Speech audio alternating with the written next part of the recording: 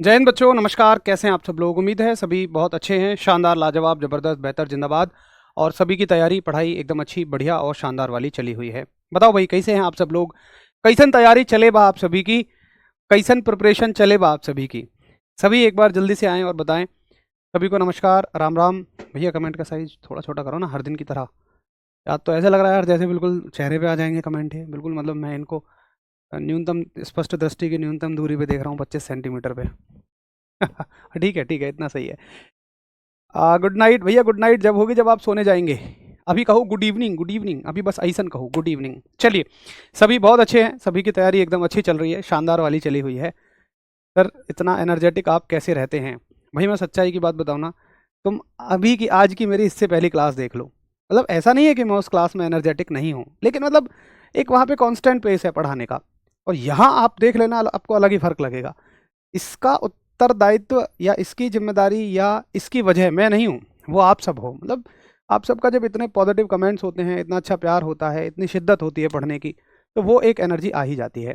चलिए, मैं बहुत बढ़िया हूँ और बगैर अब टाइम वेस्ट किए हुए हम सीधे अपने मुद्दे पर आ जाते हैं। देखो मित्र, पहला अपने सबसे जरूरी धर्म में पूरा करूंगा आपको ये याद दिलाने का कि हम कितने गहराई में डूब चुके हैं। तो सबसे पहले हमने यूनिट शुरू की प्रकाश, यानी कि लाइट। और लाइट में हमने, या ऑप्टिक्स कहा हमने इसको। और सबसे पहली घटना हमने रिफ्लेक्शन शुरू की, परावर्तन। ये किसी को भी नोट नहीं करना है, ये बस मैं आपको समझा रहा हूँ। उसके बाद हमने कहा कि भाई रिफ्लेक्शन ना दो तरह के मिरर से होगा, एक प्लेन मिरर से होगा। अच्छा, हमने लाइट के बारे में बहुत सारी चीज़ें पढ़ी, फिर हम रिफ्लेक्शन पे आए। हमने रिफ्लेक्शन के बारे में बहुत सारी चीज़ें पढ़ी। रिफ्लेक्शन बहुत सारी चीज़ों से हो रहा था। हमने कहा हमारे काम का रिफ्लेक्शन किससे है? केवल मिरर से है, दर्पणों से है। मिरर भी दो तरह के थे, एक तो थे समतल दर्पण और एक थे बच्चा पार्टी गोलीय दर्पण, यानी कि स्फेरिकल मिरर। ठीक है। फिर हमने पढ़ा प्लेन मिरर के बारे में, तमाम चीज़ें पढ़ी। फिर हमने स्फेरिकल मिरर पे आ गए। स्फेरिकल मिरर में हमने पढ़ा कॉनकेव मिरर और कॉन्वेक्स मिरर। ठीक है, उत्तल दर्पण और अवतल भाई। अवतल और उत्तु भाई से, ये मैंने उत्तु ही लिख दिया, अवतल और उत्तु भाई से हमने ये देखा कि इमेज बनने के नियम क्या होते हैं, इमेज कैसे बनती हैं, इनकी इंपॉर्टेंट इंपॉर्टेंट डेफिनेशंस क्या होती हैं। तो यहाँ तक हम बना आज आ गए। अब हमने यहाँ तक सारी थ्योरी को कंप्लीट कर लिया और इस टॉपिक से, रिफ्लेक्शन से जो भी थ्योरी बन सकती थी वो यहाँ तक बनेगी। और आप अगर अपनी कॉपी को उठाकर देखें ना दोस्त, तो एग्जाम में आने वाले करीबन हमने 100-500 सवाल कर लिए होंगे। मतलब जितना हमने अब तक पढ़ा है ना, उसमें से आप ये मानो कि कम से कम 200-300 सवाल बन जाएंगे, घुमा घुमा कर, घुमा घुमा कर। और आपको लगेगा यार इतने से 10 पेजों में 200 सवाल बन जाएंगे? बिल्कुल बन जाएंगे। 200 नहीं, 250 भी बन जाएंगे, 300 भी बन जाएंगे, है ना? तो मैं यही कहना चाह रहा हूँ कि सवालों को अगर आप रटना चाहें, आप इन 10 पेजों की थ्योरी के को ना पढ़ के अगर आप चाहते कि मैं इतने कंटेंट को सवालों की मदद से रट लूँ, तो वो पॉसिबल ही नहीं था। हम यही तरीका फॉलो करेंगे, शायद इसीलिए इस क्लास से बच्चे खुश भी होते हैं, एक कॉन्फिडेंस भी आता है, क्योंकि उनसे ना सारे सवाल बनते हैं। ईमानदारी से बताओ कि जिसने मेरा पहला कोई भी बैच पढ़ा हुआ है, भाई यहाँ तो हम बस शुरू कर रहे हैं, और आज ना ग्रुप डी का एक मॉक टेस्ट आया है, भाई आपसे ज़्यादा ना उत्सुकता मुझे होती है। मैंने उसमें देखा 5 से 6 सवाल फिजिक्स के पूछे हैं। क्या आपने उनको देखा? अगर देखा तो मुझे बताओ कौन ऐसा था जिसने पांचों सवालों का उत्तर 5 सेकंड में ना कर दिया हो। बड़ी बात कह रहा हूं मैं, मात्र 5 सवालों का क्वेश्चन 5 सेकंड में। मैंने देखा यार, मजा आ गया। सारे के सारे क्वेश्चन यहां थे, यहां। बताओ जरा किस किसने देख लिया मॉक टेस्ट और सारे सवाल, एक सवाल ऐसा नहीं था जो बाहर जा रहा हो, एक सवाल। सारे सवाल अंदर से ही हैं जितना हमने पढ़ा है। ठीक है। अच्छा, दूसरी चीज, अगर आप इसी वर्ष ग्रुप डी देने की तैयारी कर रहे हैं, तो आपके हिसाब से, कल मैंने एक बात कही थी, पूछी थी, आप ही की सजेशन पे मैं काम करता हूं, और मैंने कहा था कि मैं एक चाह रहा हूं कि आपके लिए न्यूमेरिकल सीरीज शुरू कर दी जाए। तो आप सभी ने कहा बिल्कुल करनी चाहिए। मैंने कल टेलीग्राम में मैसेज देखे, उसके लिए भी बहुत मैसेज थे। तो परसों सुबह 7:30 बजे से उस न्यूमेरिकल सीरीज को हम चलाएंगे। और भाई मैं आपसे वादा कर रहा हूं, उससे ना आप सभी को सीधे सवाल देखने को मिलेंगे, सीधे एग्जाम में सवाल, न्यूमेरिकल सवाल, सीधे और आसान तरीके से करना उनको सिखाऊंगा मैं। यानी इस समय मैं ऐसा कंटेंट आपको दूंगा कि आपको बहुत ज्यादा उस पर वर्कआउट नहीं करना, बस सीधा सीखना है, अप्लाई कर देना है।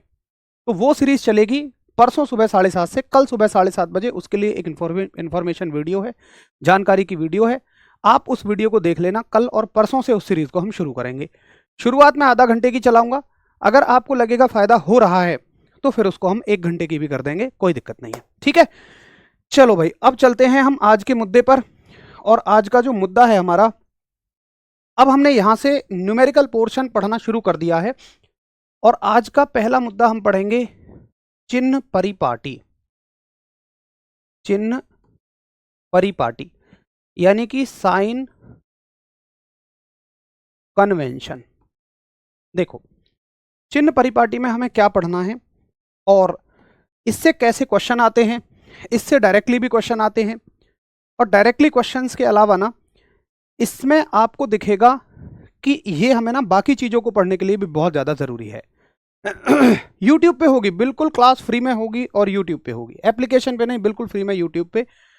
SSC वाला जो हम रेलवे वाला जो हमारा चैनल है, RWA रेलवे एग्जाम्स, उस पे चलेगी सुबह 7:30 बजे, क्योंकि आप सभी की मैराथन होंगी ना, ताकि आप बाद में मैराथन्स को आराम से देख सकें। या आप बताओ कब चलानी चाहिए? मेरे पास 2 टाइम है, या तो सुबह 7:30 बजे या आपकी इस क्लास के बाद में। अब आप बता दो कौन से टाइम आप चलवाना चाहते हो। या तो ये कहो कि सुबह 7:30 बजे चला दो या 10 बजे चला दो, आपकी इस क्लास के बाद में, जैसे भी आप कंफर्टेबल हो, मैं तो वैसे कर लूँगा। और कोई टाइम ही नहीं है, प्लीज़ रिक्वेस्ट है, मेरे पास टाइम नहीं है, क्योंकि क्लासेस होती हैं सुबह शाम और फिर मुझे अपने गवर्नमेंट जॉब ऑफिस में भी जाना होता है। बस मेरे पास यही टाइम है, एक तो सुबह 7:30, या आप कहोगे तो उसको 7 से 8 कर दूंगा मैं, और अभी रात को 10 बजे चल सकती है, आप जैसा कहो।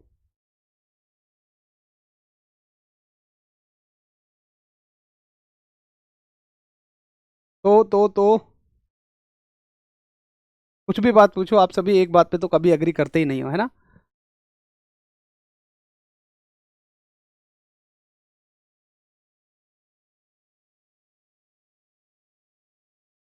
हम्म, चलो ठीक है, मैंने आपके कमेंट देख लिए। अब सुबह 7:30 बजे की इन्फॉर्मेशन वीडियो है, उसमें मैं बता दूंगा कि उसको मैं सुबह चलाऊंगा या शाम चलाऊंगा, ठीक है। चलो अब पहले इस मुद्दे पर आ जाते हैं, साइन कन्वेंशन। देखो साथी, चिन्ह परिपाटी में हमें क्या पढ़ना है? हमें पढ़ना है कि अगर कोई वस्तु किसी साइड रखी है दर्पण के, तो उसका चिन्ह कैसा लेना है, प्लस लेना है, माइनस लेना है। एक प्रतिबिंब किधर की साइड बन रहा है, उसके हिसाब से हमें प्लस लेना है या माइनस लेना है। फोकस दूरी को प्लस लेना है या माइनस लेना है, ये सारी चीजें हमें देखनी होती हैं। देखो, सबसे पहले एक चीज आप समझो कि मान के चलो ये एक दर्पण है, कोई सा भी मिरर आप मान लो। कॉनकेव हम इसलिए ज्यादा लेते हैं क्योंकि इससे रियल इमेज बनती है, क्योंकि इससे वास्तविक प्रतिबिंब बनता है। अब देखो, अगर मान लो आपने यहां एक वस्तु रखी है, ये क्या है साथी? वस्तु। एक एक बात को बड़े ध्यान से समझना, वस्तु यानी कि ऑब्जेक्ट। पूरी फिजिक्स में अगर न्यूमेरिकल किसी के हार्ड हैं तो वो इस चैप्टर के हैं, लेकिन मैं आपसे कहता हूं कि आज के बाद आपको बेशक मैथ्स का सवाल मुश्किल लग सकता है, लेकिन फिजिक्स का मुश्किल नहीं लगेगा। देखना आप कैसे। ये ऑब्जेक्ट है, वस्तु है, और ये है दर्पण का ध्रुव, यानी कि दर्पण का पोल, ये वाला पॉइंट। ये बात आप याद रखना कि सारी दूरियां हम दर्पण के ध्रुव से मापते हैं, और दर्पण के ध्रुव से वस्तु तक की दूरी को हम लोग यू से दिखाते हैं। आगे हम मैं कभी भी कहूं इस चैप्टर में यू, तो आप कह देना कि ये दर्पण से, दर्पण के ध्रुव से लेकर कहां तक की दूरी है? वस्तु की दूरी है, यानी कि डिस्टेंस ऑफ द इमेज है, object, sorry, distance of object है। चलिए, अब मान लो कि इसका प्रतिबिंब यहां बन रहा है, मैं जस्ट मान रहा हूं, ठीक है, मुझे नहीं पता कहां बनेगा इसका प्रतिबिंब, ये एफ से आगे रखिए, कहां रखिए, कुछ नहीं, मान लो ये बन रहा है बस। तो वस्तु के, ये बन गया इसका प्रतिबिंब, इमेज। मैं लिख देता हूं इसको, ये हो गया भाई प्रतिबिंब, यानी कि इमेज। तो दर्पण के ध्रुव से और प्रतिबिंब तक की दूरी को हम लोग दिखाते हैं v से। अगर मैं छोटा v बनाऊं तो आप समझ जाना ये किसकी दूरी है? प्रतिबिंब की दूरी है। और कहां से दूरी है? दर्पण के ध्रुव से होती हैं सारी दूरियां। प्रतिबिंब की दूरी डिस्टेंस ऑफ इमेज।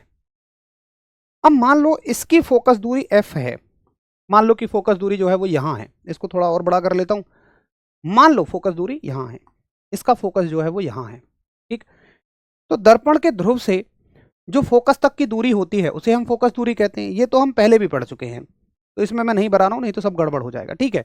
मैंने आपके सबके कमेंट देख लिए टाइमिंग को लेकर, और सुबह 7:30 बजे, सॉरी, कल सुबह 7:30 बजे एक इन्फॉर्मेशन वीडियो है, जानकारी की वीडियो है, उसमें मैं आपको बताऊंगा कि कब हमें वो क्लास करनी है, आपको टाइम पता लग जाएगा। चलो, ठीक है भाई, ये दोनों चीजें पता लग गई आपको, v पता लग गया, u पता लग गया, और यहां से यहां तक की दूरी क्या होती है, फोकस दूरी, और उसको हम छोटे f से दिखाते हैं। देखो फोकस बिंदु है, इस स्थान का नाम है फोकस, ये दूरी को फोकस दूरी कहते हैं, जिसको हम छोटे f से दिखाते हैं। तो छोटा f फोकस दूरी है, ये हम पहले ही पढ़ चुके हैं। अब सुनिए, आपको दूसरी चीज क्या याद रखनी है, एक चीज ये हो गई, दूसरी चीज क्या याद रखनी है दोस्त, कि ये है आपका अवतल दर्पण, कॉनकेव मिरर, और दोस्त इस अवतल दर्पण में ये मुख्य अक्ष है जो कि कहां से होके जा रहा है, पोल से होके जा रहा है। ठीक है, देखो अब एक बात आप याद रखना, अगर मान लो एक वस्तु ऐसे रखी हुई है, ऐसे मान लो ये वस्तु है, ठीक है, ऑब्जेक्ट है, तो इधर की जो दूरियां होंगी,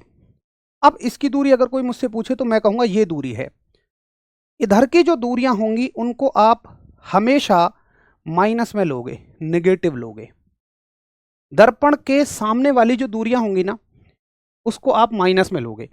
इसको ना एज इट इज याद करते रहो, बहुत ज्यादा दिमाग मत लगाओ, इसमें बहुत आसान टॉपिक है, जितना ज्यादा दिमाग लगाओगे सब गड़बड़ हो जाएगा। अच्छा, अगर मान लो कोई प्रतिबिंब इधर बनता, जैसे मान लो एक इमेज इधर बनती, मान लो फॉर एग्जांपल, तो दूरी कहां से मापते तुम भाई, दूरी ऐसे मापते। तो इधर की जो दूरियां हैं ना, चाहे वो किसी की भी दूरी हो, चाहे वस्तु की दूरी हो, चाहे किसी की भी दूरी हो, इधर की दूरियों को आप पॉजिटिव लोगे, प्लस में लोगे। इसका मतलब है पॉजिटिव, ये है नेगेटिव, शॉर्ट में मैंने इसलिए लिख दिया। ठीक, तो आप दर्पण के सामने की दूरियों को माइनस में लोगे, दर्पण के पीछे की दूरियों को प्लस में लोगे। ठीक, अब जो इस मुख्य अक्ष से ऊपर की दूरियां होंगी उन्हें आप प्लस में लोगे, जैसे ये दूरी प्लस में ली जाएगी, ये भी दूरी किस में ली जाएगी, प्लस में ली जाएगी। देखो जब आप ऊपर देखो ना, ऊपर नीचे, तो ये मत देखना, आगे पीछे मत देखना, मैं कह रहा हूं ना, ज्यादा दिमाग मत लगा देना। मतलब ये मत कहना कि अगर इधर की साइड ऊपर है तो वो पॉजिटिव लिया जाएगा, इधर की साइड ऊपर है तो नेगेटिव लिया जाएगा, नहीं। ऊपर का मतलब वो ऊपर है, चाहे कहीं भी है। ठीक है, ऊपर का मतलब ऊपर है, पॉजिटिव। अगर मान लो कोई इमेज यहां बन रही होती या यहां बन रही होती, तो वो नीचे की साइड बन रही है, तो नीचे की दूरियां कैसी ली जाती हैं, नेगेटिव ली जाती है। बड़ी सिंपल सी बात है भाई, अगर ऐसे दूरी देखोगे दर्पण के सामने, ये नेगेटिव, ये पॉजिटिव, ऊपर की दूरी पॉजिटिव, नीचे की दूरी नेगेटिव, केवल 4 पॉइंट याद रखने हैं। अब इसको भी और आसान में बना दूं, अगर तुमने 10th क्लास में एक कार्तीय तल पढ़ा हो, एक कार्टेशियन कोऑर्डिनेट पढ़ा हो, तो उसमें तुम पढ़ते हो ये मूल बिंदु है कि नहीं, ये मूल बिंदु है, इधर की दूरी आप प्लस में लेते हो, इधर की दूरी आप माइनस में लेते हो, ऊपर की दूरी आप प्लस में लेते हो, और नीचे की दूरी आप माइनस में लेते हो। बोलो पढ़ते हो कि नहीं, वही तो है ये, इधर की दूरी प्लस में, इधर की दूरी माइनस में, ऊपर की दूरी प्लस में, नीचे की दूरी माइनस में, बस खत्म। बोले क्लियर है भाई? देखो हिमांशु, मैंने आपको कल भी बताई थी दोस्त एक चीज, कि अब आपके अलावा किसी को भी ये शिकायत नहीं है कि मुझे पीडीएफ से पढ़ाना चाहिए या पीपीटी से पढ़ाना चाहिए। प्लीज रिक्वेस्ट है, आप कॉम्प्रोमाइज, मेरी रिक्वेस्ट है। मुझे नहीं लगता कि अगर आपको पहले पीपीटी से समझ में आ रहा था तो पीडीएफ से पढ़ाने में, हाथ से पढ़ाने में समझ में नहीं आएगा। ऐसा भले ही हो सकता है कि बहुत सारे साथियों की अवधारणा ऐसी हो सकती थी कि हमें पीपीटी से समझ में नहीं आ रहा था, लेकिन हाथ से पढ़ाने में समझ में आ रहा है। हाथ से पढ़ाने में तो मतलब सबको समझ में आता है, पीपीटी से कुछ को आता है, कुछ को नहीं आता है।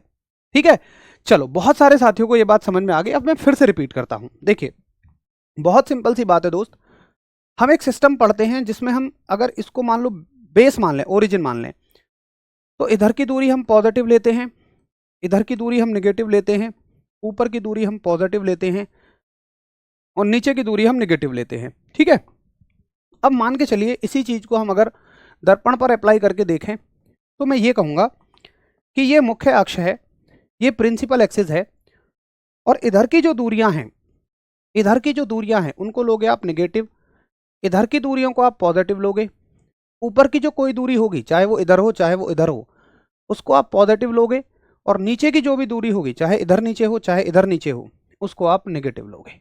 अब बताओ क्लियर है सभी को, है ना? मतलब ये हाथ वाला तरीका तो खैर 100% लोगों को समझ में आता है, तो ऐसे तो आप कह ही नहीं सकते कि पीपीटी से समझ में आ रहा था, हाथ से पढ़ाने में समझ में नहीं आएगा, है ना? हाँ ठीक है, मैं समझ गया, पीडीएफ से समझ आ जाता है, लेकिन हाथ से लिखकर पढ़ाने में ज़्यादा समझ में आता है। कोई बात नहीं यार, मैं समझ गया, ऐसे ही पढ़ेंगे हम। अगर आपको ऐसा है कि हाथ से लिखकर समझ में आता है, तो चाहे 8 की जगह 10 क्लास क्यों ना फालतू लग जाए, कोई दिक्कत नहीं है। ठीक है, सभी बताओ एक बार कि हाँ जी भैया मुझे आपकी बात समझ में आ गई है। Very good. चलो अब थोड़ा सा हम आगे चलते हैं। इसका यूज कहाँ होगा वो भी मैं आपको बता दूंगा। चलो, तो एक तो हो गई है साइन कन्वेंशन, चिन्ह परिपाटी। अब देखो इससे सवाल कैसे बनाते हैं हम। सवाल बनाते हैं जैसे वो आपसे पूछेगा, कुछ एग्जाम्पल ले लेते हैं। जैसे चलो मैं आपको आए हुए सवाल कराता हूं, प्रीवियस ईयर में आए हुए सवाल कराता हूं। देखो जैसे उसने कहा, एक सवाल आया, आरआरबी ग्रुप डी 9 सितंबर 2022 शिफ्ट 2 कि उत्तल दर्पण की फोकस दूरी कैसी होती है, कि focal length of the convex mirror is positive, negative, zero या अनंत। अब देखो तुम्हें क्या करना है ऐसे केस में, तुम्हें सिंपल उत्तल दर्पण बनाना है ये, ठीक है। बहुत ज्यादा दिमाग नहीं लगाना है, मैं फिर से कह रहा हूं ज्यादा दिमाग मत लगाना, जैसा मैं कहूं वैसा करते जाओ। ये बनाया हमने उत्तल दर्पण, सिर्फ ये देखो कि उत्तल दर्पण का ये गोला किधर कंप्लीट हो रहा है। वेरी सिंपल, बहुत आसान शब्दों में, भैया गोला हो रहा है इधर कंप्लीट, है ना। इधर का मतलब इधर ही तो कंप्लीट हो रहा है भाई, इधर तो कंप्लीट नहीं हो रहा। इधर किसका होगा, इधर होगा अवतल का, कॉन्वेकेव का, लेकिन अभी हम कॉन्वेक्स की बात कर रहे हैं। इधर की तरफ का मतलब आप ऐसे गोला कंप्लीट कर रहे हो, इधर की दूरी कैसी ली जाती है, नेगेटिव ली जाती है, सॉरी पॉजिटिव ली जाती है। तो उत्तल दर्पण की फोकस दूरी कैसी लोगे, पॉजिटिव लोगे। लो हो गया उत्तर। मुझे पता है ये 100% सबको समझ में आ गया, लेकिन अब एक साथी जो ज्यादा दिमाग लगाता है वो क्या कहेगा, अरे भैया यार कैसी बात कर रहे हो यार, कल तो तुमने ये कहा था कि इसकी फोकस दूरी इधर होती है। देख भाई, पहली चीज तो ये दिमाग लगाने की आवश्यकता ही नहीं है, दूसरी तुम लगा भी रहे हो तो ये मानो कि इसके दोनों तरह के फोकस होते हैं। ये होता है रियल फोकस, ये वर्चुअल फोकस होता है। यूज कौन सा होता है, यूज होता है वर्चुअल फोकस, क्योंकि ये हमेशा वर्चुअल इमेज बनाता है, इसलिए हम इस साइड के फोकस को लेते हैं इररेस्पेक्टिव ऑफ दैट थिंग। अगर तुम केवल इतना याद कर लो, क्या घाटा जा रहा है इसमें यार। क्या पेपर में तुमसे ये पूछा है कि ये फोकस, वो फोकस, यहां फोकस, वहां फोकस, जितना चीजों को कॉम्प्लिकेटेड बनाना चाहो बना लो, और जितना आसान भाषा में रखना चाहते हो रख लो, आपकी मर्जी है। लेकिन मैं इतना कह रहा हूं, जब तुम पेपर में स्क्रीन के सामने बैठोगे ना, तो ये जो एक्स्ट्रा वाला दिमाग है ना, ये कहीं काम नहीं आता। उस टाइम बस ऐसा लगता है कि सवाल का उत्तर पता लग जाए, और जितना आसान पढ़ के जाओगे उतना ज़्यादा आपको सवाल का उत्तर समझ में आ जाएगा।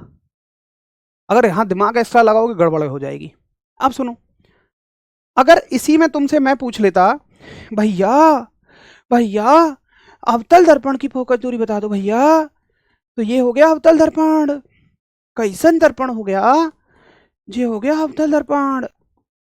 अय्या जी ये कैसा दर्पण होता, तो भैया जी ये कॉनकेव मिरर होता। और देखिए कॉनकेव मिरर का जो सर्कल कंप्लीट होता, अगर इसका फोकस दूरी आपसे पूछता कि प्लस होता या माइनस, तो आप बस इतना सोचता कि इसका सर्कल किधर कंप्लीट होता, कि इसका सर्कल किधर कंप्लीट होगा, तो आप कहोगे भैया जी इसका सर्कल तो इधर कंप्लीट हो रहा है यार, इधर का मतलब ऐसे। इधर की डिस्टेंस कैसी लेते हो, नेगेटिव, तो इसकी फोकस दूरी तुम नेगेटिव में लोगे। नेगेटिव का मतलब चाहे जो भी वैल्यू हो भाई, 5 हो, 6 हो, 7 हो, जो भी हो, लेकिन लोगे उसे माइनस में। यानी 5 दी है तो -5, 6 दी है तो -6, 7 दी है तो -7। दिस इज द सर, इस तरह क्वेश्चन पूछेगा क्या सर। अमरजीत भैया देखो, ये है आरआरबी जो तुम्हारी परीक्षा करा रही है, ये है ग्रुप डी परीक्षा का नाम, ये है डेट, ये है दिन, ये है महीना, ये है साल, ये है शिफ्ट, और मैं इससे ज्यादा क्या प्रूफ दूं भैया, मैं इससे ज्यादा क्या बताऊं तुम्हें। देखो ना यार, अब एक बात बताओ ना यार, सवाल पूछा गया है और तुम पूछ रहे हो भैया इस तरह से सवाल पूछता है क्या। मैं और कैसे कहूँ कि एक सेकंड में तुम्हारी एग्जामिनर से बात कराता हूँ, फिर इससे ज़्यादा तो वही तुम्हें बिलीव हो जाएगा ना। लो भैया मैं एग्जामिनर से बात कराता हूँ।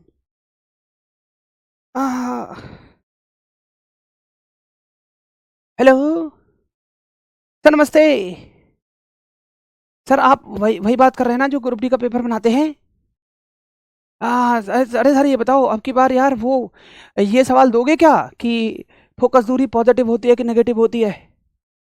सर पागल, नहीं नहीं सर मैं पागल वागल तो नहीं हूँ। अच्छा तो ऐसी बात कैसे पूछ सकता हूँ। अच्छा अच्छा, हाँ सर सही कह रहे हो, हाँ इंपॉर्टेंट टॉपिक तो है, फिर ऐसे कैसे पूछ सकता हूँ मैं। हाँ हाँ सर, ग्रुप डी में भी आया है सवाल तो। हाँ नहीं नहीं सर, मूर्खों वाली बात तो नहीं कर रहा मैं सर, सॉरी सॉरी, ठीक है सर ठीक है। अबे तुम ना मुझे और सुनवाते हो यार। अबे वो कह रहे हैं कि यार एक बात बताओ, जब तुम्हें दिख रही ना कि आया हुआ सवाल है तो पूछूंगा भाई मैं तो। अबे यार तुम लोग यार मुझे और सुनवा देते हो अपने चक्कर में, तुम्हारी बातों में कभी नहीं आऊंगा यार, मैं हमेशा तुम्हारी वजह से सुनता हूँ। चलो अब बताओ, अवतल दर्पण की फोकस दूरी कैसी होती है? तो आप कहोगे कि सुन भैया, ये है अवतल दर्पण, अभी मैंने बताया ये है अवतल दर्पण, इसका सर्कल हमेशा इधर ही कंप्लीट होगा। क्या कभी ऐसा होगा, जैसे मान लो ये अवतल दर्पण है बेचारा इधर झुका हुआ है, तो क्या कभी ऐसा हो जाएगा हाँ ये लो भैया मेरा सर्कल पीछे कंप्लीट कर लो? ऐसा तो हो नहीं सकता। अरे ये एक शीशा ऐसे है तो ऐसे ही रहेगा ना, तो ये हमेशा ऐसे रहेगा, यानी इसकी फोकस दूरी हमेशा नेगेटिव होगी। तो हमेशा नेगेटिव ये कहोगे तुम, इसकी फोकस दूरी हमेशा नेगेटिव रहेगी, ऑलवेज नेगेटिव कहोगे। ठीक है, तो इससे बनेंगे ऐसा सवाल, और इसके कहाँ जरूरत पड़ेगी मैं आपको बता दूंगा। डायरेक्ट तो इससे ऐसे सवाल पूछे जाएंगे, लेकिन इस टॉपिक की जरूरत बहुत पड़ेगी, और कहाँ कहाँ पड़ेगी मैं आपको बता दूंगा। अब बताओ, ये एक सवाल दिया कि किसी दर्पण की फोकस लंबाई +15 सेंटीमीटर है। अब देखो 15 सेंटीमीटर तो किसी की भी हो सकती है, बात है पिल्लस में है, पिल्लस में, पिल्लस में किसकी फोकस दूरी होगी भैया? भैया पिल्लस में तो फोकस दूरी केवल उत्तल दर्पण की हो सकती है भैया। ये हो गया उत्तल दर्पण, कन्वेक्स मिरर, और उसकी फोकस दूरी कैसी होगी भैया? पॉजिटिव। तो कैसन दर्पण है ये? अवतल दर्पण है, कन्वेक्स मिरर है। क्या अब आपको समझ में आ गया कि भैया ऐसा सवाल बनेगा? कि आपको अब ऐसा भी महसूस हो गया कि यार इस टॉपिक को पढ़ के तो इन सवालों को तो मैं यूं उड़ा रहा हूँ यूं, लेकिन जब टॉपिक पढ़ा था तब ऐसे लग रहा था ओ यार समझ नहीं आया, समझ कहाँ लगता है ऐसा, समझ नहीं आया, समझ में आ जाता है। असल में वो इसलिए लगता है क्योंकि ना आपको जब तक कोई ये ना बताए कि इस टॉपिक से देख ऐसे सवाल आएगा और तुम कर दो, तब तक वो खुशी नहीं मिलती है कि टॉपिक आ गया, है ना। चलो, थैंक यू भैया, सभी का थैंक यू, थैंक यू, मजा आ रहा है जिनको, सभी का थैंक यू। चलो, तो ये तो हो गई भैया हमारी चिन्ह परिपाटी साइन कन्वेंशन। अब देखो साथी, साइन कन्वेंशन के अलावा हमें एक अगली चीज पढ़नी है, और ये चीज है, अच्छा वी यू और एफ को भी याद रखना, और एक बड़ी शानदार चीज पढ़नी है, साइन कन्वेंशन टॉपिक क्लोज। क्या इससे इतने ही सवाल बनेंगे? जी हाँ, बट इसका इनडायरेक्टली यूज बहुत है, कहाँ है वो भी बताऊंगा, सब्र करो, सब्र का फल हमेशा मीठा होता आया है। तो हमें टॉपिक पढ़ना है मैग्निफिकेशन, मैग्निफिकेशन यानी कि आवर्धन, ठीक है, और इसको हम दिखाते हैं एम से। अब देखो आवर्धन क्या होता है, मैग्निफिकेशन क्या होती है, भाई बहुत शानदार टॉपिक है। और पता है आज के बाद ना तुम इससे बनने वाले सवालों को यूं करोगे यूं, लेकिन अभी से पहले अगर मैं तुम्हें एक मैग्निफिकेशन का सवाल दे दूं ना, लोटपोट हो जाओगे, सच में नहीं कर पाओगे। मैं ये नहीं कह रहा हूँ आपकी कोई कमी है कुछ भी है, मतलब थोड़ा सा घुमा के सवाल पूछता है, बट मजा आ जाएगा आपको। थैंक यू भाई, थैंक यू सभी का। किसी की नींद भग रही है पढ़कर, किसी को मजा आता है, पता है। देखो यार, रात के 9 बज गए, तुम भी सुबह 6-7 बजे के जगे हुए हो, या हो सकता है कोई 4-5 बजे का, और सुबह से कुछ ना कुछ कर ही रहे होगे, चाहे पढ़ाई, चाहे घर वालों का हाथ बटाया हो खेती के काम में, चाहे कहीं मार्केट गए हो, कुछ भी हो। मेरा भी यही हाल होता है, सुबह 6 बजे उठता हूँ, क्लास लेता हूँ, क्लास लेने के बाद 1 घंटे की ड्राइविंग, फिर पूरा दिन ऑफिस है। ऑफिस में भी शारीरिक काम तो नहीं है, लेकिन दिमागी काम ठीक ठाक है, जिम्मेदारी वाला काम है। उसके बाद में फिर 1 घंटे फिर यहाँ के लिए ड्राइविंग, मेरे ऑफिस से यहाँ 1 घंटा लगता है आने में स्टूडियो, और फिर यहाँ इससे पहले आपसे भी पहले एक क्लास ले लेता हूँ, उससे पहले कुछ प्लानिंग्स हो जाती हैं, क्योंकि डिफेंस चैनल की जिम्मेदारी अंकित सर ने मेरे कंधों पर डाली हुई है। हालांकि उनका एक विश्वास है, मैं तो कुछ भी नहीं हूँ, वही सब कुछ है, बस मुझे वो इस लायक समझते हैं, तो जिम्मेदारी दी हुई है, बस मैं इतना बता रहा हूँ। मतलब उसका भी काम होता है, फिर क्लास है, तब आपका नंबर आता है। अब इस क्लास में मैं पूरे दिन की थकान दिखाऊं, तुम भी थके मैं भी थकूं, मैं पढ़ाऊं मैग्निफिकेशन आवर्धन ऐसे करूं, तो मुझसे पहले तुम सो जाओगे। इसलिए कोशिश होती है यार, मतलब एक ऐसी इस क्लास को ऊर्जावान क्लास बनाएं। और मैं सच बताऊं कि रेलवे वाले साथियों की क्लासेस में पता नहीं क्यों, मुझे नहीं पता, वट एवर द रीजन, सच में एक अलग ही एनर्जी मेरी अपने आप हो जाती है, सब थकान वकान सब भग जाती है। शायद इसका कारण यही है कि आप ही हो, ठीक है। चलो अब देखो मैग्निफिकेशन आवर्धन, तो यही है कि हंसी मजाक के साथ क्लास कट जाए, अच्छा आपको याद भी हो जाए। देखो मैग्निफिकेशन का मतलब क्या है, मेरा आपसे एक सवाल है कि मुझे बताओ कि क्या अवतल दर्पण तीनों तरह की इमेज नहीं बना सकता था? तीनों कौन सी? वो किसी वस्तु को बड़ा भी दिखा सकता है, अगर दर्पण को वस्तु के बिल्कुल नजदीक रखोगे, थोड़ा पीछे लेके आओगे तो सेम साइज की भी दिखा देगा, और पीछे लेकर आओगे तो वो उसको छोटा दिखाने शुरू कर देगा, ठीक है। और अगर हम उत्तल दर्पण के साथ देखें, कॉन्वेक्स मिरर के साथ देखें, तो वो केवल हमेशा छोटा बनाता है, ऑलवेज डिमिनिश्ड बनाता है। यानी जब साइंटिस्टों ने एक इस तरह की शेप बनाई होगी उत्तल दर्पण की, तो उन्होंने यही सोचकर बनाया होगा कि भाई ये वस्तुओं का छोटा प्रतिबिंब बनाए।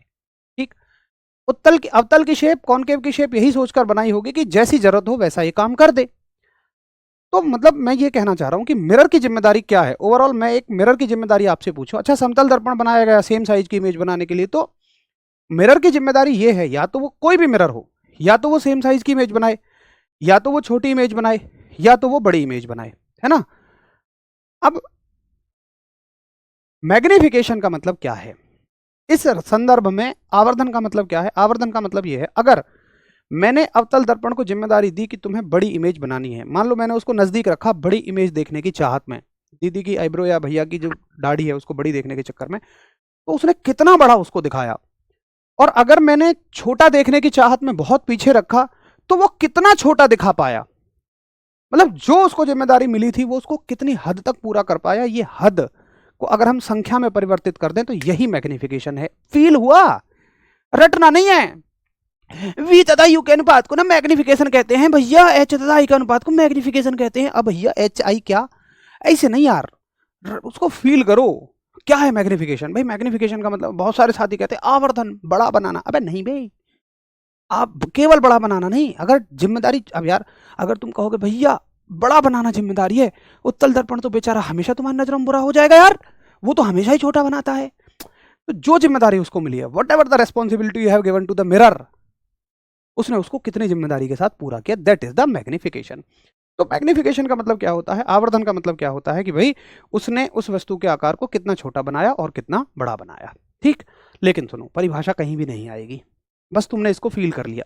चलो हम इसको फिर भी लिख लेते हैं, क्योंकि कम से कम जब याद करेंगे तो आ जाएगा, बट इसकी डेफिनेशन आएगी नहीं कहीं भी, तो मैं अपनी भाषा में लिख रहा हूं कि आवर्धन का मतलब क्या होता है कि प्रतिबिंब को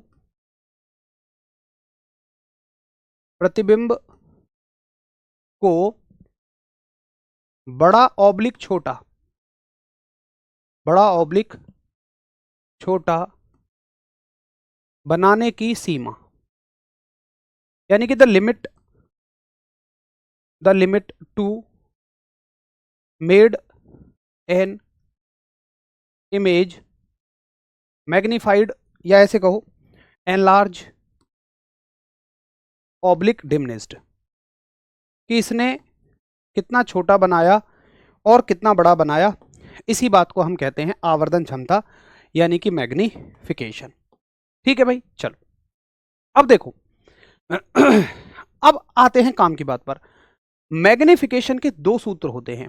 कौन कौन से सूत्र होते हैं? देखो, मैग्निफिकेशन का सूत्र है m बराबर, एक तो सूत्र है माइनस, ये सूत्र का माइनस है, v बटे u। क्या मुझे बताने की जरूरत है कि v और u क्या है, या आपको याद है? अभी अभी मैंने पीछे लिखवाया था। एक मैग्निफिकेशन का फॉर्मूला आता है, मैग्निफिकेशन बराबर I बटे ओ। भाई चलो v और u तो भैया मुझे समझ में आ गया, लेकिन ये I और ओ क्या बवाल है यार? देखो दोस्त, I और O क्या बवाल है? ये मान लो एक मिरर है, ठीक है, और हमने मान लो कि उस पर कहीं कोई वस्तु रखी, कहीं भी रख दी मैंने, ये एक वस्तु है और उसकी इमेज मान लो यहां बनी। ठीक है, बड़ी छोटी मुझे कोई मतलब नहीं है, बस मैं ये देख रहा हूं बनी। ये है वस्तु, यानी कि ऑब्जेक्ट, और ये है प्रतिबिंब, यानी कि इमेज। ठीक है, तो जो इसकी ऊंचाई है, देखो वस्तु की दूरी को आप यू बोल देते हो, प्रतिबिंब की दूरी को वी बोल देते हो, ठीक है, लेकिन वस्तु की जो ऊंचाई है ना, इसको बोलते हैं हम ओ, ओ फॉर ऑब्जेक्ट, और जो प्रतिबिंब की ऊंचाई है उसको बोलते हैं हम आई। समझ गए आप? कि मान लो वस्तु 5 सेंटीमीटर की है, प्रतिबिंब 7 सेंटीमीटर का बन रहा है, या वस्तु 4 सेंटीमीटर की है, इमेज इसकी 10 सेंटीमीटर की बन रही है, तो ये हो गया आपका ओ बराबर क्या है, वस्तु की ऊंचाई।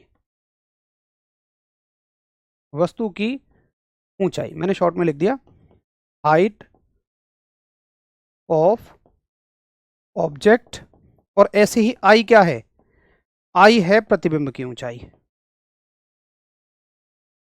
प्रतिबिंब की ऊंचाई यानी कि हाइट ऑफ इमेज। ठीक है, चलो ये बात हमें समझ में आ गई। अब इसमें हालांकि सभी साथियों का ठीक है, एक दो साथी कह रहे हैं कि भैया मुझे समझ नहीं आया। अरे यार, अगर मैं ये बताता कि ये सूत्र आया कहां से है, यानी मैं इसकी डेरिवेशन करता, तब तो तुम मुझसे ये सवाल कहते भी आया कहां से। यार इसमें तो पूछने की जरूरत ही नहीं है, ये तो मैंने सीधा लिखा है। मैं कह रहा हूं आवर्धन एक कंसेप्ट है और उसका सूत्र है m बराबर v बटे यू। v और u आपको पता है क्या है। दूसरा सूत्र है m बराबर i बटे o। अच्छा, इसको बहुत सारी जगह आप इसको बोल देते हो HI HO, ऐसे भी बोल सकते हो। देखो एक बात आप याद रखना कि पेपर में वो कभी ऐसे नहीं लिखेगा कि I बराबर 10 सेंटीमीटर, O बराबर 4 सेंटीमीटर, ऐसे कभी नहीं लिखेगा। वो तो कहेगा कि वस्तु की ऊंचाई इतनी है, प्रतिबिंब की ऊंचाई इतनी है। अब आप उसको I मानो, Q मानो, T मानो, P मानो, जो मन करे वो मानो। ये तो ये है कि हमें ना न्यूमेरिकल्स में जरूर याद करना पड़ेगा। मतलब न्यूमेरिकल में जब लिखा होगा तो मैं उसको आई से दिखा दूंगा, तो आपको याद होना चाहिए कि हमने आई क्या माना है, ओ क्या माना है। ये अपने लिए है। बाकी एग्जाम में तो बस वो ये कहेगा कि वस्तु की ऊंचाई इतनी है, प्रतिबिंब की ऊंचाई इतनी है, वो संख्या मतलब उसको लैंग्वेज में देगा। तो अभी सिर्फ आपको याद करना है। अब देखो दोस्त, इससे सवाल कैसे बनेगा, मैं बहुत सारे सवाल बना के यहीं दिखा दूंगा आपको। जैसे वो कह सकता है, अब पहले सवाल बनाना शुरू करते हैं जितना हमने पढ़ा है इसी से।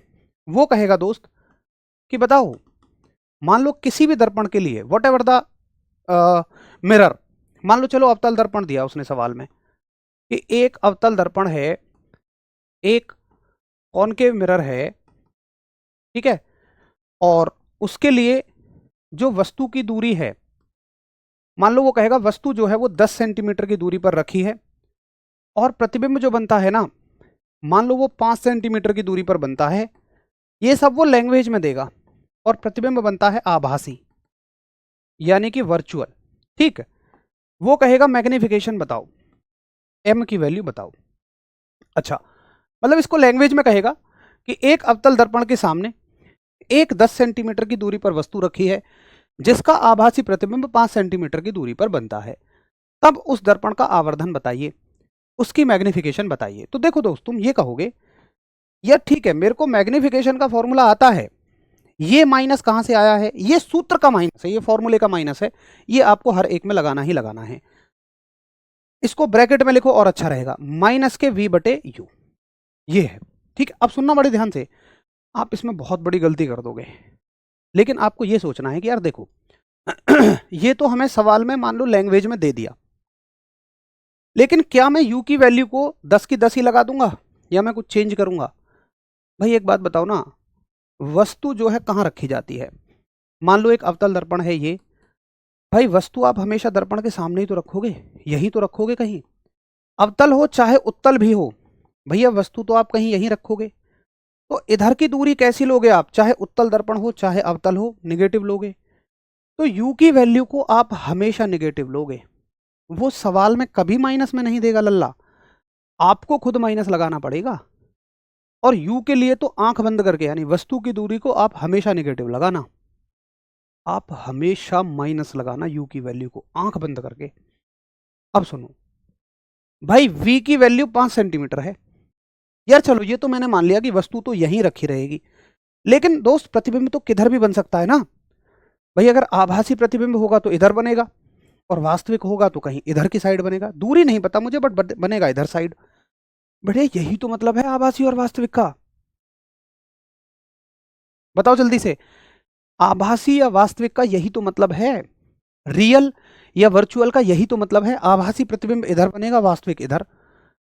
अब उसके लिए वो सवाल में आपको हिंट देगा कि इमेज कैसी बनेगी, वर्चुअल या रियल, आभासी बनेगा या वास्तविक बनेगा। अगर आभासी दे तो आप मान लो कि इधर की साइड की इमेज है और इधर की दूरी पॉजिटिव लोगे, उसने आभासी ही तो दिया है सवाल में, और आभासी दिया है तो 5 को कैसा लोगे, प्लस का ही लोगे। अब एक साथी का यहाँ डाउट बनेगा, बड़ा कॉमन डाउट, भैया अगर ना दे तो, ओ भैया ऐसा कभी नहीं हो सकता। ऐसे तो मैं कह दूं कि मान लो वो सवाल में वैल्यू ही ना दे तो वो ग्रुप डी का फॉर्म भरवा के एग्जाम करना ही भूल जाए तो तुम कहोगे कैसी बेहुदा बातें कर रहे हो, तो तुम्हारी बात भी ऐसी ही है। जब भी मैं कुछ ऐसा कराता हूँ तो हमेशा एक डाउट जरूर आता, भैया ना दे तो, अरे भाई महाराज इसके बगैर पहचान कैसे करोगे, तो वो देगा, इस बात की टेंशन आप ना लो। बस आप इस बात की टेंशन लो कि मुझे ये समझ में आ गया कि अगर आभासी है तो पॉजिटिव और रियल है तो नेगेटिव, इसको भी मत रटो यार। मैंने देखा है बहुत सारे बच्चे इसको रट्टा मार लेते हैं, रटने में लगे हर चीज को। वस्तु की दूरी को हमेशा माइनस में लेना है, अगर प्रतिबिंब आभासी है तो उसकी दूरी को हमेशा माइनस में लेना है, अगर वास्तविक प्रतिबिंब है तो उसकी दूरी को प्लस में लेना है। मैंने देखा है, मैं किसी टीचर को गलत नहीं बता रहा हूँ, बट क्या करते हैं वो, भाई आज तुम्हारे ना मैग्निफिकेशन के सवाल कराऊंगा मैं, हाँ ठीक है गुरुजी, उससे पहले क्या करना है तुम्हें, ये नियम रटने हैं। इनको नियम बना दिया, यार ये कोई नियम है, इसको रटना क्यों है भाई। मैं तो सिंपल याद रखूंगा यार, अगर आभासी प्रतिबिंब है तो मेरे को पता है ना वो पीछे बनता है पॉजिटिव, और अगर वो रियल है वास्तविक है तो सामने बनेगा नेगेटिव। बस इसको नियम क्यों बनाओ यार, इसको काहे याद करूं मैं। अब लगाओ सूत्र मैग्निफिकेशन का। देखो भैया ये माइनस कहाँ का, ये तो सूत्र का माइनस है, इसको तो लगाओगे ही लगाओगे। v की वैल्यू कैसी है, प्लस की 5, v की वैल्यू है प्लस की 5, u की वैल्यू है माइनस की 10। अब देखो देखो ये तो प्लस है, इसको तो छोड़ दो, ये माइनस से माइनस कट जाएगा, उत्तर किस में बचेगा, प्लस में। कितना बचेगा, 5 दूनी 10। बहुत सारा बच्चा क्या करेगा, अच्छा प्लस में उत्तर बचा 5 दूनी 10, और तुमने यही गड़बड़ की है ना, तुमने यही तो गड़बड़ की है नोबिता, तुमको लगता है 5 दूनी 10, अरे नहीं भैया ऐसे नहीं होगा। देखो आप इन दोनों को 5 से काट रहे हो, 5 एकम 5, 5 दूनी 10, तो यहाँ 1 आएगा और यहाँ 2 आएगा, तो ये उत्तर 1/2 आएगा। ठीक है, 1/2 का मतलब क्या है भैया, 0.5। भैया 1/2 0.5 कैसे होगा, भैया ऐसे होगा, ये पॉइंट लगाया, 0 बढ़ाई, 2 पंजे 10, ऐसे होगा 0.5। कितने साथियों ने इसको 2 कर रखा यार, भाई तुम कलाकार आदमी हो भाई, है तुम 1/2 को क्या लिख देते हो, 2 लिख देते हो। भैया ऑब्जेक्ट ऊपर होगा कि नीचे होगा, भैया क्या जरूरत है यहाँ कहने की, भैया नहीं दिया सवाल में, ये मान लो सवाल में नहीं दिया ऑब्जेक्ट ऊपर होगा नीचे होगा। मैं आई और ओ की टर्म में नहीं लगा रहा ना। देखो अगर यहाँ वो आई या ओ देता, आई और ये 2 चीज देता तो मैं मैग्निफिकेशन वहां से निकाल लेता। वो तो सवाल में जो चीज देगा मैं उसी के हिसाब से लगाऊंगा। क्या दोनों से सेम आएगा, 100% सेम आएगा, कोई दिक्कत नहीं है। ठीक है, तो ऐसे आपको थोड़ा सा याद रखना है। क्लियर है, चलो अच्छा आगे देखो, अगला सवाल फिर आप करके दिखाओ। अगर आपको समझ में आ गया तो एक अगला सवाल करके दिखाओ आप।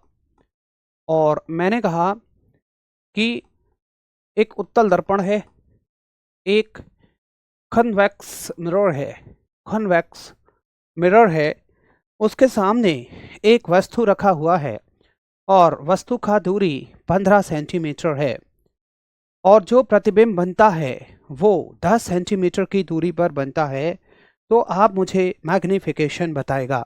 बताओ क्या होगी मैग्निफिकेशन, यू की वैल्यू नेगेटिव में क्यों होगी। देखो भाई कोमल माफी चाहूंगा, क्यों मत पूछो, बस अगर मैं कह रहा हूं कि इधर की दूरियां नेगेटिव में होती हैं और आप वस्तु को हमेशा इधर ही रख रहे हो तो उसको मान लो यार, क्यों पे सवाल मत जाओ। देखो क्यों सवाल करते हैं हम साइंस से, जब हम हायर ऑर्डर की साइंस पढ़ रहे हैं। आप ये मत कहना कि यार इस आदमी को आता नहीं है या बताने से पीछे हट रहा है, नहीं।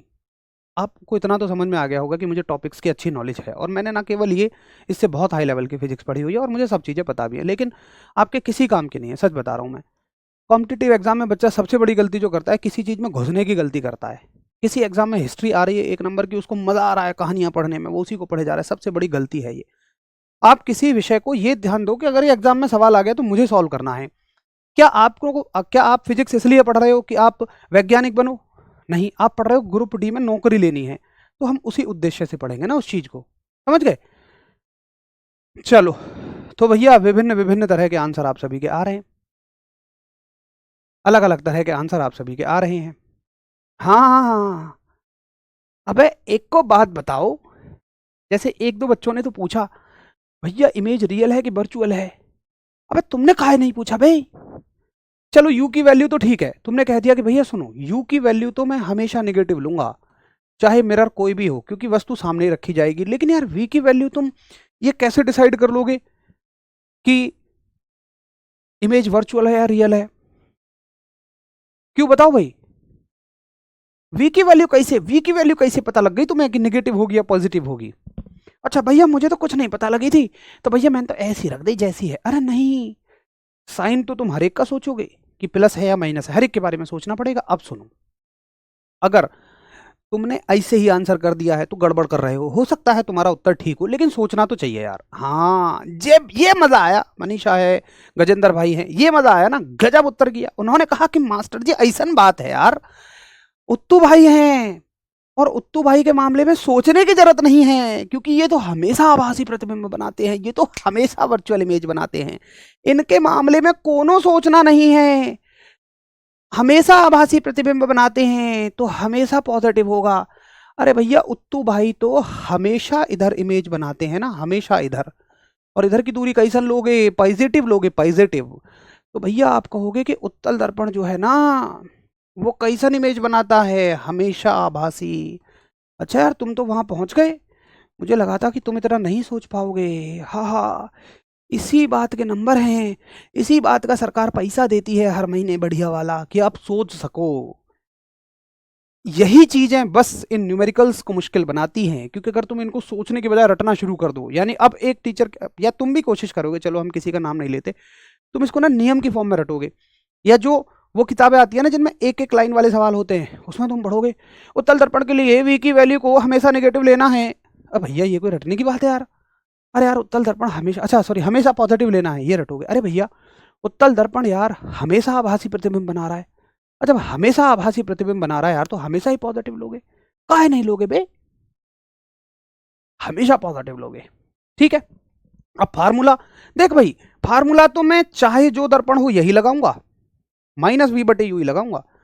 अच्छा v की वैल्यू कितनी है, तो भैया v की वैल्यू है +10, और u की वैल्यू कितनी है, भैया u की वैल्यू तो -10 है यार, भैया माइनस से तो माइनस कट जाएगा भैया, 10/15 हो गया भैया प्लस का। भैया कैसे काटूंगा भैया, 5 से 2 बार, 5 से 3 बार, भैया 2/3 आ गया, तो चाहे तो 2/3 पे छोड़ दो, या 3×6 18 और 3×7 21, 0.67 कर दो या 0.66 कर दो, दोनों एक ही बात है। अच्छा अच्छा, सुनो सुनो सुनो सुनो, एक बात और लिखूंगा मैं अभी, पहले बताओ इतना समझ आया? अब 3/2 नहीं बे, 2/3, 2/3, गड़बड़ मत करो यार, है ना? तो आपको ये याद रखना है यार, देखो ढेर गलती कर रहे हो तुम, कोई माइनस प्लस की कर रहा है, कोई काटने पीटने में कर रहा है, ये नहीं करनी है। कॉनकेव मिरर है? अब भैया कहाँ कॉनकेव है यार, कॉन्वेक्स लिखा है साफ साफ, कैसी बात करते हो? ठीक है, सभी का ये आंसर था ना 0.67। अब सुनो, मैं आपसे सवाल पूछूं, थोड़ा पीछे लेकर चलता हूं मैं, कि मैग्निफिकेशन का मात्रक बताओ, एम का मात्रक, मैं शॉर्ट में लिख देता हूं इसी टॉपिक में, कि एम का मात्रक क्या होगा, आवर्धन का मात्रक बताओ। तो तुम कहोगे कि देखो भैया सुनो, ऐसा है कि ये भी सेंटीमीटर में, ये भी सेंटीमीटर में, या इस फॉर्मूले से देखोगे ये भी सेंटीमीटर में, ये भी सेंटीमीटर में, तो इसका तो कोई मात्रक नहीं होगा यार। डायोप्टर, भैया dioptre, engineer ER Ajay Kumar कहते हैं, तुम तो इंजीनियर हो यार, इंजीनियर हो कि गड़बड़ जाला कर रहे हो भाई, वो पावर की यूनिट होती है अडोप्टर, डायोप्टर, अडोप्टर नहीं डायोप्टर, इसका कोई मात्रक नहीं है, क्योंकि यहाँ भी मात्रक कट जाता है। तो आप कहोगे भैया जी ये हो गई मात्रकहीन, यानी कि यूनिट लेस। क्या कोई डायमेंशन होगी? अरे जिसका मात्रक नहीं है उसकी विमा कहां से आ गई यार, तो ये मात्रकहीन और विमाहीन हो जाएगा। आदेश ने पूछा भैया 2/3 को भैया 0.67 में कैसे कन्वर्ट करते हैं? ओ हो, ये बड़ा भारी सवाल है भैया, कि 2/3 को 0.67 कैसे कहेंगे। चलो खैर कोई बात नहीं, मैं मान सकता हूं कि अभी तुमने शायद फिर मैथ्स की शुरुआत की है। देख भैया, इसको रखो नीचे, और जो ऊपर है उसको रखो बीच में। अब 3 ज्यादा है 2 कम है, इसको ज्यादा बनाओ, कैसे? 0 पॉइंट लगा लो, 1 पॉइंट लगाते एक यहाँ 0 बढ़ा सकते हो, 3 से कितने बार, 6 बार, 3×6 18, 2 बच गए, फिर से एक 0 बढ़ा सकते हो। अब तुम एक एक 0 बढ़ाने के लिए फ्री हो, फिर 3×6 18, ठीक है, फिर 2 बच गए, फिर 0, तो ये तो कभी खत्म नहीं होगा, इसलिए हम इसको क्या लिख देते हैं कि 0.6 और इसको 1 बढ़ा देते हैं, तो 0.67 हमने लिख दिया। ठीक है, चलो बहुत बढ़िया। तो मित्र ये ना एक मैग्निफिकेशन का पार्ट मैंने आपको कराया है। अगर आपको ये समझ में आ गया हो, साइन कन्वेंशन समझ में आ गई हो, मैग्निफिकेशन यहाँ तक समझ में आ गया हो, तो एक बार थम्स अप करो, और इतना ही आज हम पढ़ेंगे, लेकिन मैग्नीफिकेशन पूरा नहीं हुआ है, इसको हम कल फिर से शुरू करेंगे और बढ़िया तरीके से इसके बारे में बची हुई चीज़ों को सीखेंगे। लेकिन वो आपको तभी समझ में आएंगी जब आपको आज की चीज़ें बहुत अच्छे से याद होंगी। अब बताओ क्या है, यू की वैल्यू नेगेटिव क्यों है? अरे मैंने आपको बताया तो सही भाई। देखो, ये कोई दर्पण है यार, ये कोई मिरर है, ठीक है। आप मुझे बताओ, चाहे उत्तल ले लो चाहे अवतल ले लो, मुझे बताओ वस्तु कहाँ रखोगे यार? वस्तु दर्पण के सामने ही तो रखोगे, इसमें भी, यहाँ भी रखोगे। तो इधर की दूरी हमेशा कैसी लोगे भैया? निगेटिव ही तो लोते हो। चलो प्रतिबिंब में तो कुछ भी हो सकता है, वास्तविक है तो इधर बनेगा, आभासी है तो इधर बनेगा, लेकिन वस्तु में थोड़े ना है कि वस्तु दर्पण के पीछे रख दी, रखोगे तो रिजल्ट थोड़ा ना मिलेगा, कुछ नहीं होगा, ठीक है। तो भैया यहां तक हो गया आपका आज का टॉपिक। अच्छे से इसको एक बार रिवाइज करना। 95% साथियों को कोई दिक्कत नहीं है। अगर किसी 5% साथी को दिक्कत है, अब मैं बता रहा हूँ वो कैसी दिक्कत है। पहली चीज, किसी को ये दिक्कत है कि 2/3 को 0.67 कैसे लिखा। तो ये, हालांकि मैं ये नहीं कह रहा हूँ आपकी दिक्कत नहीं है, बट साथी समझो कि ये बहुत बेसिक दिक्कत है। और आज के समय में ऐसी दिक्कत का होना मतलब ये अभी दिखा रहा है कि तुम तैयारी की शुरुआत में हो। तो इसके लिए क्या करना है तुम्हें, देखो यहाँ मैं तो बताता भी रहूँगा, लेकिन फिर भी तुम एक बार ना यूट्यूब पे डाला करो कि 2/3 को 0.67 कैसे कहते हैं। चाहे तुम, आजकल तो AI चला हुआ है, उसमें डाल दो, वो तुम्हें बहुत अच्छे से समझा देगा और 4-6 एग्जाम्पल भी बता देगा। क्योंकि ये ना, मतलब ये फिजिक्स की कमी नहीं है दोस्त, ना मैं आपको इसकी कमी बता रहा, ना ये मेरे पढ़ाने में कमी है। ये सिर्फ कमी इस बात की है कि तुमने अभी बस चीज़ों को शुरू किया है। तो प्लीज़ मेरी रिक्वेस्ट है कि अगर ऐसा कोई छोटा मोटा डाउट रह जाए तो उसको आप एक बार AI वगैरह से देख लिया करो। ये मत कहना आप कि सर आप तो, हमने फिर कोर्स क्यों लिया है, AI से देखना है। तो मैं आपके भले के लिए कह रहा हूँ ये बात। ये बहुत छोटी सी चीज़ है, पहली चीज़। दूसरी चीज़, कई बार कुछ साथी किसी बहुत छोटी सी चीज़ में जब ये कह रहे होते हैं ना कि मुझे समझ नहीं आया, देखो मैं रिपीट तो सब कुछ करता हूँ, लेकिन हम ये कोशिश करें कि हमें चीज़ें एक बार में अच्छी समझ में आएँ, क्योंकि मैं पहली बार ही सबसे ज़्यादा फोकस करता हूँ उस चीज़ को समझाने में। तो अगर आपको कोई चीज़, टॉपिक कोई हल्का-फुल्का मिस हुआ है, तो सिर्फ़ उसका कारण ये है कि जब मैं आपको समझा रहा था तो आपका ध्यान कहीं और था। सिर्फ़ ये हो सकता है, इससे ज़्यादा कुछ नहीं। तो रिक्वेस्ट है कि कंसंट्रेशन के साथ पढ़ा करो। एक तीसरा आपका क्या हो सकता है कि जब मैं आपको सिखा रहा था ना, तो आप कुछ और कमेंट टाइप करने में लगे हुए थे। मैं ये नहीं कह रहा हूँ कि वो कमेंट काम का था या नहीं था, हो सकता है वो काम का हो, लेकिन जब आपको कोई चीज़ समझाई जा रही हो, अच्छा कमेंट काम के क्या होते हैं? देखो समझ नहीं आया तो कोई ऑप्शन ही नहीं है, वो तो आएगा आपको समझ में, दोबारा बताता हूँ। कई बार कोई पूछ रहा है जी मेरे डॉक्यूमेंट में पापा का नाम ये है, मम्मी का नाम वो है, या मेरे आधार कार्ड में पिताजी का नाम ये है, मेरे डॉक्यूमेंट में ये है। ये आपका डाउट है, लेकिन ज़रूरी नहीं है कि मेरी नज़र ही पड़े और मैं इसका डाउट का आंसर दे ही पाऊँ। तो ये डाउट ऐसा भी नहीं है कि वो आपको फिजिक्स के मास्टर से ही क्लियर करना है। वो तो किसी भी जनरल डाउट है, किसी से भी क्लियर करो, और ऐसे डाउट्स को आप कोशिश करो किसी से ऑफलाइन मिलके क्लियर करो। जिस साथी ने डॉक्यूमेंट वेरिफिकेशन कराया हो, कुछ भी कराया हो, वो आपको सब बता देंगे। मतलब मैं ये कह रहा हूँ कि ये वो डाउट है जो इस समय के अलावा भी क्लियर हो सकता है, बट अगर आप उसे इस समय पे क्लियर करने की कोशिश करोगे तो जो टॉपिक मैं आपको करा रहा हूँ वो आप कभी नहीं समझ पाओगे। इस वजह से फिर जब वो डाउट क्लियर हो पाया आपका, फिर टॉपिक भी समझ नहीं आया, तो अब ये 2 डाउट बन गए। इसलिए तब चीज़ों को ध्यान से देखा करो। अच्छा, अब चौथी चीज़, चौथे डाउट क्या हो सकते हैं किसी के? अननेसेसरी के कमेंट हैं यार तुम्हारे। मैं हर दिन इन बारे में डिस्कस नहीं करूँगा, और भाई कंटेंट ओवर हो चुका है, और जिसको ये चीज़ें नहीं सुननी, क्योंकि ये फालतू की चीज़ें हैं, टाइम वेस्ट चीज़ें हैं, मैं इसलिए इनको बीच में नहीं लेता, क्योंकि बाकी लोगों का टाइम खराब ना हो, फिर वो भी कहते हैं कि सर कमेंट को इग्नोर करो, तो मैं इग्नोर ही करता हूँ।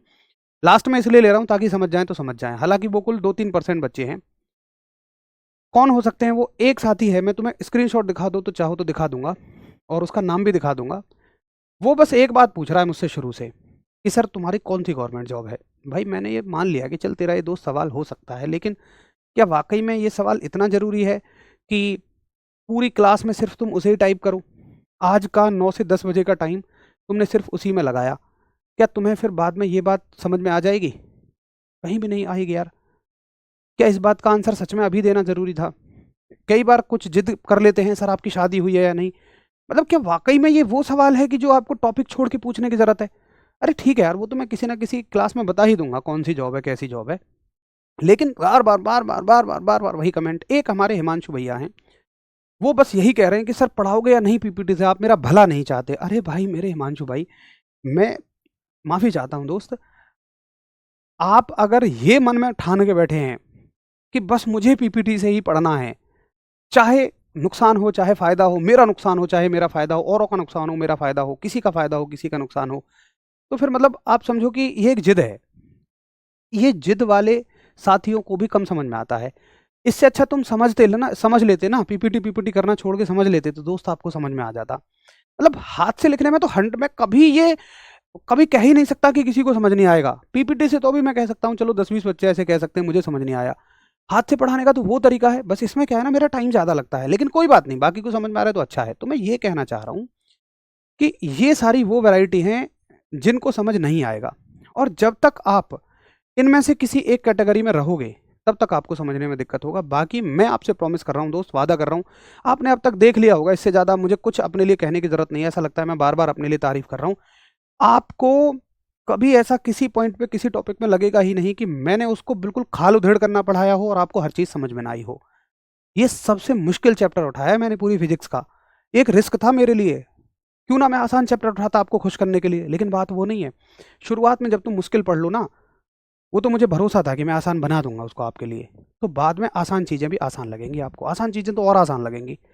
ठीक है, चलो, तो अच्छे से पढ़ा करो, मेरा यही कहने का मतलब है। अगर समय निकाला है तो यार फिर पढ़ लो, है ना, इन आलतू फालतू चीज़ों को छोड़ दो। फिर वही होगा, फिर तुम कहोगे हमला अचानक से हुआ, पेपर की डेट अचानक से आ गई। कोई हमले अचानक से नहीं होते, हम अचानक से जगते हैं। हम अचानक को सुनने के लिए बैठे रहते हैं यार। क्यों मैंने ऐसा अपना व्यवहार बना लिया है कि मैं बस तभी चलूंगा जब मेरा एग्जाम हो जाएगा, मतलब जब डेट आ जाएगी। सर परेशान मत हो, इग्नोर करो। अरे नहीं भाई, मैं परेशान नहीं हो रहा हूँ, आप परेशान मत हो प्लीज़। मैंने तो कहा था कि जिनको क्लास कंटेंट ओवर हो चुका है वो चले जाओ, तो मत कहो प्लीज़ ये बात, क्योंकि मुझे पता है इन बच्चों को भी समझाना थोड़ा ज़रूरी है। चलो ठीक है, इसको अच्छे से पढ़ के आना, रिवाइज करके आना, और उसके बाद हम कल शुरू करेंगे, मैग्नीफिकेशन को ही पढ़ेंगे। बहुत छोटे छोटे बारीक पॉइंट हैं, और अब पूरा का पूरा न्यूमेरिकल पॉइंट ऑफ व्यू से चलेगा सारी चीज़ें, है ना, इस चैप्टर का। तो चलिए कल मिलते हैं। नमस्कार, धन्यवाद, जय हिंद।